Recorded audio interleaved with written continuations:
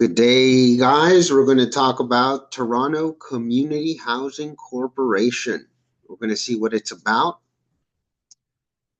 All right. So, Toronto Community Housing Corporation is a community entity. It's a nonprofit organization, and it dedicates itself to actually housing people that are in vulnerable situations, right? One of the main reasons we're checking this out also is to see if it's compatible with the building sciences, if we can actually work at this place. It's actually a nice place to work at, and it's a very interesting opportunity to see the building sciences and the real estate market through another perspective, which is the community perspective, the nonprofit organization perspective, and also the public sphere. This also gets a lot into the area of what is public property. Let's dive in a little more.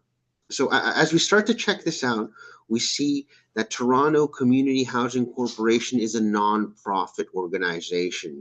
It means that they're not looking to make money for a group of profiteers or a board of investors that's looking to get money back, right?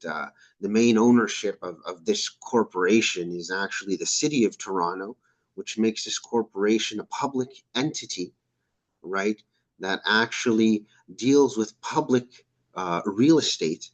And basically, the ownership and the direction is done by the city of Toronto. And this translates itself to being done in the city council, right? We'll talk about that later. But if we look at it, we can see that this Toronto Community Housing Corporation, it's so big. It actually helps the Toronto and even the Ontario society to function better.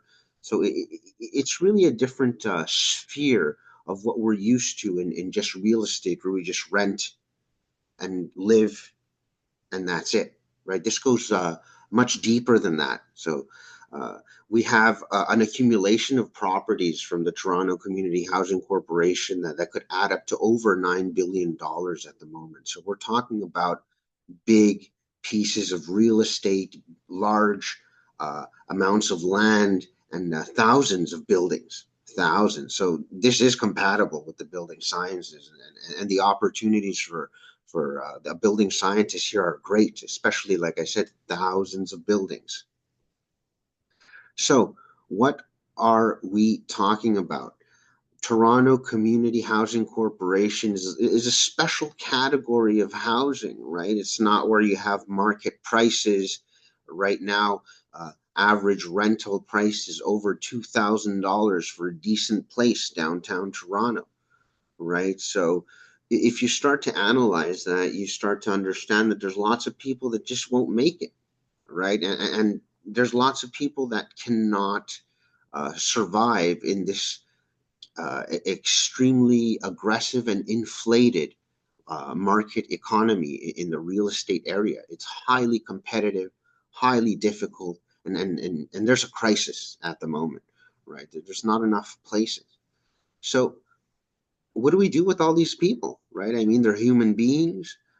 They got to live somewhere, and well, one of the main reasons is that we can't have thousands of people in the street. We'd have a collapse of the city itself, right? So this is really why Toronto Community Housing Corporation does more than just this building real estate standard operation, right? It actually has a role in addressing the housing crisis. It has a role in addressing an absorption of the people that cannot pay market prices for rent. We'll get into that right away here. Very soon, right? So we're going to talk a little bit about the origin of this Toronto community housing, right? It has a perspective of community. It has a perspective of opportunity, right? And all of this comes from its original entity, right? Its original entity was known as City Home, right? These are the group of people that made this initial entity in the 60s, I think, right? So I mean, the housing crisis, poverty, all of this issue is not something new, right? It's something that's being confronted for a very long time. And because, like I said, it's surprising to see this, but if these entities did not exist, we would have thousands of homeless people in the street. Because as I said, right, the market for real estate right now is extremely competitive, extremely aggressive, extremely difficult, right? So this actually has an extreme impact on reducing homelessness in Toronto. Why do I say extreme? Because if you think there's homeless in Toronto, if there was no Toronto Community Housing Corporation, it would be at least 10 to 20 times worse. So as I said before, this is an entity that is owned by the city. It's a public entity, right? And so it makes sense that city council actually directs the perspective of the Toronto Community Housing Corporation, right? It directs where it's going, its direction, uh, the projects, the type of projects, the costs, the budgets. All of that is seen here in city council, right? There are also 13 board members that participate in this process, and they are appointed by the City of Toronto, right? So the City of Toronto in itself is not a human, but we can see that it translates itself into City Council, into a board of 13 members, and also into its different building facilities managers, right? It just trickles down as authority, uh, right? We start off in city council, right? We have the 13 board members, and then we have the different neighborhoods, and then we have the specific buildings, right? So there's a large uh, uh, hierarchy that stems down from the city hall, right? So also we start to understand then that this city home is an entity that started off in the 60s, in the 70s, and little by little, I think in the year 2000, 2010, around there was a merging of different housing corporations, which included uh, City Home, right? So lots of its ideals and mission were absorbed.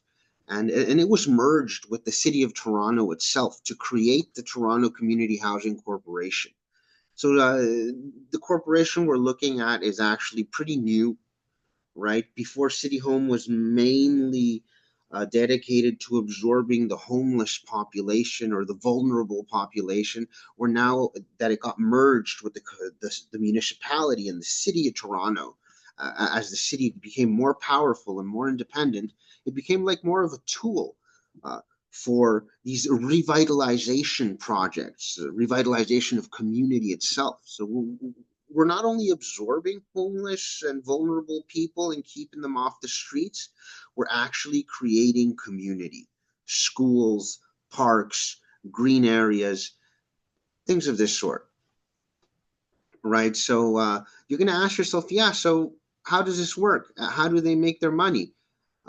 So it's very difficult to charge people rent, especially when they don't make any cash, right? People that live on what's known as welfare, for example, or disability, or people that need government handouts to actually survive, uh, can't pay market prices. All right, so this translates itself into the Toronto Community Housing Corporation to receive a lot of government money. In fact, almost half of its income comes from subsidies, right? And as we said, it makes sense, right? Because we're not only looking at renting out property, right, for people to live in, we're looking at revitalization projects, right? This includes community, housing, school, green spaces. So it makes sense that the government would invest through subsidies to the Community Housing Corporation of Toronto, right? So how do they come to their rental prices? Everyone pays a different rent. And that's what rent geared to income means, right? So they have this model where they check out how much money you make per month and they charge 30% of that. So if you're making, for example, on welfare, I think I checked this out on the system recently. I think it was about $600, $700. So 30% of $700 would be about $210, and that would be a rent, right? So that's what rent to geared income is about. It only charges you 30% of your monthly income whatever it may be. Right? There's people that pay as low as $85 per month to live in a 1-unit apartment in downtown Toronto. $85 when the market price is $2,500, right? So we start to balance prices, right? And I'm talking about a good place, right? If you're talking about a place that's full, that's not looking too good, right? You're going to pay maybe $1,900, but it can go up to $2,500, right? And people with this rent-to-geared income model pay as low as $85, and we keep them off the street, right? We're helping them. People are not suffering in the cold; they're not dying. And like I said, we don't have thousands of people in the street. This would collapse the city. All right. Um, so if we start to look at other entities like this is one of the biggest entities in North America, right? There's almost nobody can do this. Almost nobody can actually, take on this endeavor successfully. Uh, Another entity that's done this is the New York, right, Community Housing Corporation, which actually does a similar job. And they have a role in absorbing the vulnerable population in the same way that the Toronto Community Housing Corporation does, right? So I'll finish this here, right? We just have to understand that Toronto Community Housing Corporation has a very, very limited system. It has a very interesting way of working in the sense that it's a public domain entity, a nonprofit organization that has a financial structure that is based on receiving subsidies and receiving income from the rent that is rent to geared income, which is just 30% of the income of someone. So you can understand the importance of nonprofit housing corporations.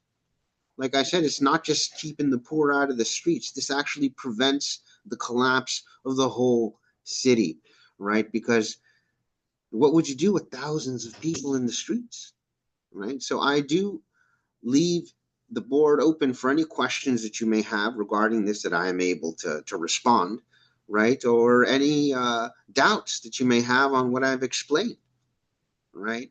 Just don't forget that without these entities, you could not imagine. I think this entity, the Toronto Community Housing Corporation, has absorbed over 100,000 individuals under the same situation. So you can imagine 100,000 people in this situation out on the streets. It's unsustainable. Thank you for existing, Toronto Community Housing Corporation.